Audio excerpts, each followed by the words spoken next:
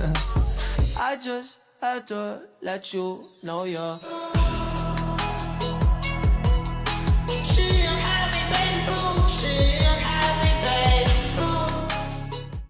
Assalamualaikum warahmatullahi wabarakatuh.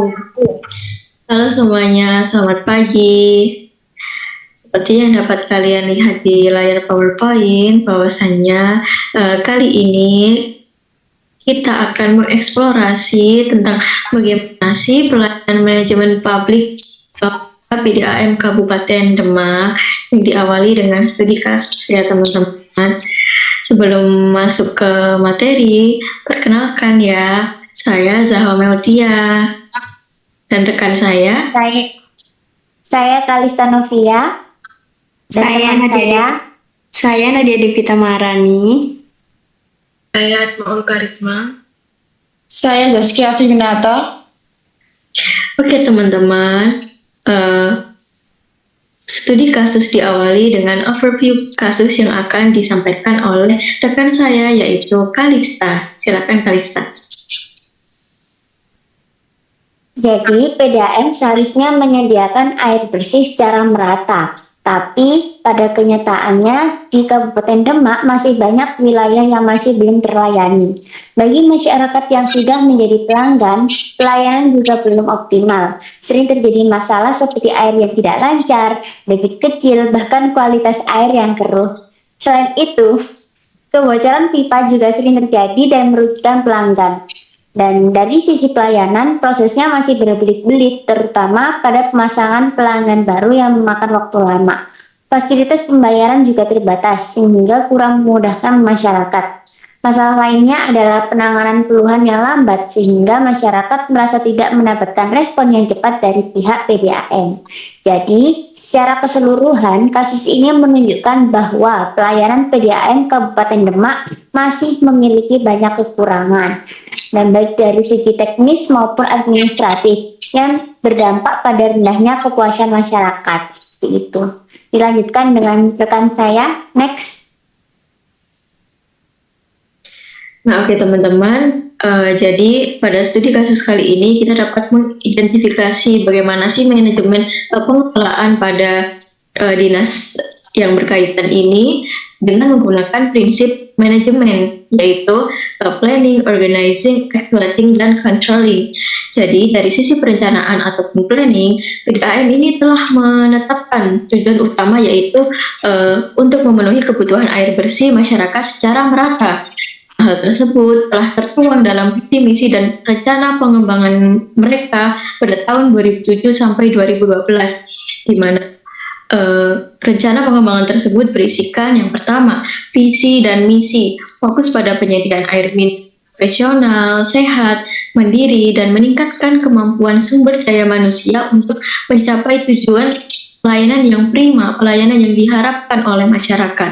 Lalu yang kedua, dana pada bidang teknik. PDAM merencanakan penurunan tingkat kebocoran air, kualitas produksi dengan mengatasi air keruh pada desa-desa yang berkaitan, lalu serta membangun instalasi pengelolaan air baru yang kemudian akan dimanfaatkan oleh masyarakat.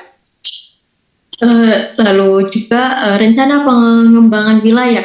Terdapat rencana sistem penyediaan air minum untuk 7 ibu kota kecamatan yang belum teraliri air bersih.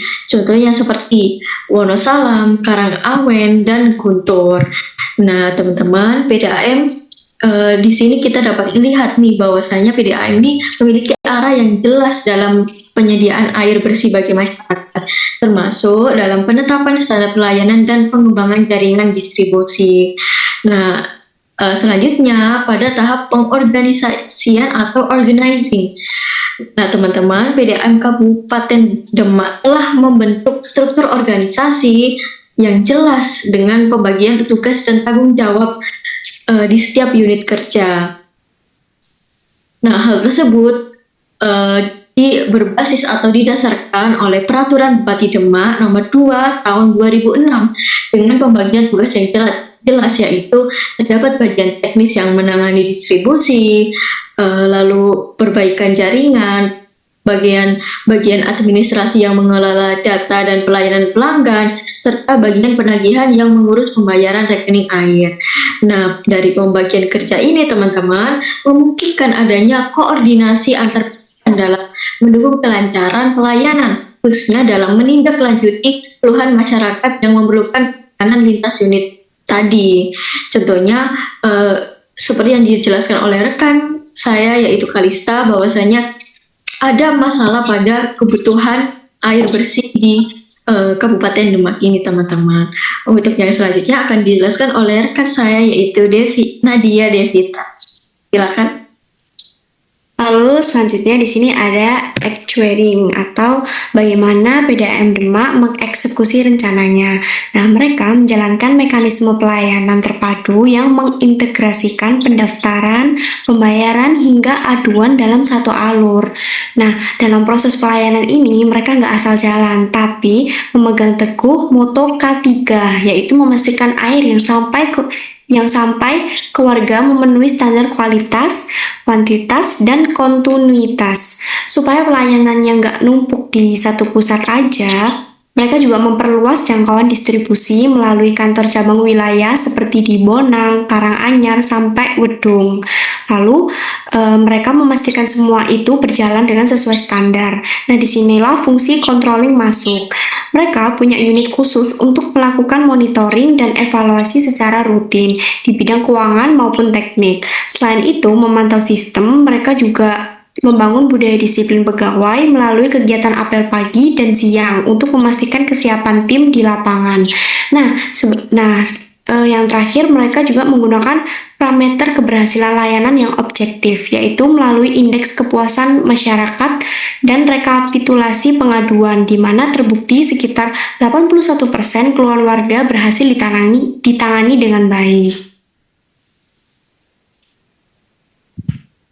Meskipun sudah berjalan, pelayanan ini masih memiliki beberapa kekurangan. Nah, permasalahan pertama adalah keterbatasan jangkauan pelayanan. Cakupan layanan air bersih baru mencapai sekitar 16,87% dari total penduduk. Selain itu, dari 249 desa yang ada, sebanyak 195 desa masih belum memiliki akses jaringan air.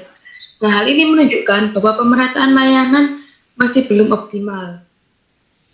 Permasalahan berikutnya adalah hambatan birokrasi dan prosedur pelayanan.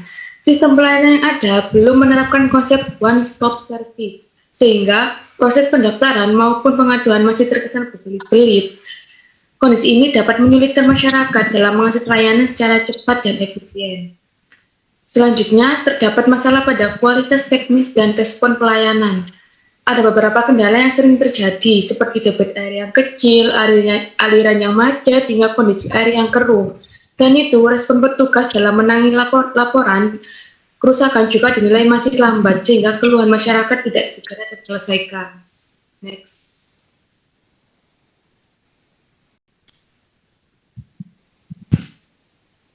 Selanjutnya ada kelebihan. Hal ini mencerminkan bahwa pelayanan yang diberikan telah mampu memenuhi keharapan masyarakat dalam beberapa aspek penting. Yang pertama, ada sikap petugas menjadi salah satu keunggulan utama, yang dimana mereka dinilai sopan dan ramah dalam melayani pelanggan.